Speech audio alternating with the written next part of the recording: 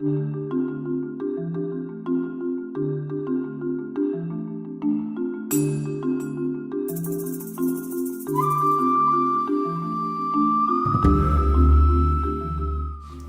Dana with Frequency555.com. I'm here with Dana Bella at Radford University, and she's a professor here. She also has a dance company. And Dana, please tell us more about what you're doing down here in Radford. Well, right now, in addition to teaching, I'm the interim chair of the department, which is a lot of administrative work. But usually I just teach modern and jazz and jazz appreciation. And then in addition to that, I have my own professional dance company, and we tour throughout the nation. We've been to Italy, and I have students who are apprentices in the company. They're dance majors, and they get credit for being in the company. Along with technique, I think you have a very postmodern, new, just something people haven't really seen before. A lot of floor work, I think kind of melds in with capoeira and tai chi, kind of. Maybe explain where you... Yeah, I think all the movements, I'm sort of one of those people, you're a product of your environment, basically. And so whenever I see movement that I really, really like, I try to delve into it. And, being from California, there was all the, and growing up where I did, there was all the b-boys that were there to sort of see it. I had a lot of friends that were b-boys. My husband was a b-boy. So to kind of grow up around that, and then to see how that related to this movement called capoeira. And I studied that when I was at Ohio State, and to sort of just be able to find the relationship between those two things and see how that could influence my own movement. That's kind of where I started with that. Tai Chi, I used to take Tai Chi when I was in graduate school. And then, of course, there's also the Filipino folk dance that I've done, the Filipino martial arts that I've studied. I was dancing with a company in San Francisco. And in addition to doing modern dance, we actually had to learn eskrima. So we learned how to do all these things with knives and things and swords. And we actually did dances with real swords. So all of that has kind of that sort of fighting, that kind of dance fighting has really influenced my own sort of movement vocabulary. And then the falling, I just like to fall, I think. Yeah. With technique, especially with modern dance, because it's not always as clear. You can't say look in the mirror and see if you're in alignment. I think it's really important to sort of be able to map out your own body.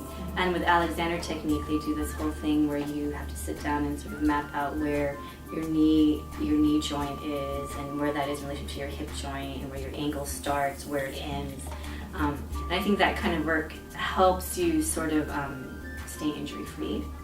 And then in addition to that, just kind of, all the other things like yoga and Tai Chi also help with helping you find your alignment in different ways. So for instance, in modern dance we do lots of upside down, and the yoga work can really help with that.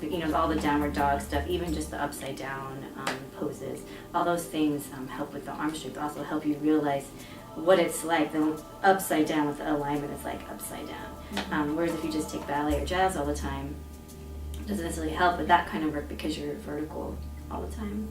But I think all those things are essential. So basically any kind of somatics, I think for modern dance, especially now where it's going, it's important to sort of find other avenues to figure out your alignment, because there's some, you don't walk around upside down or with your torso forward or your torso to the side.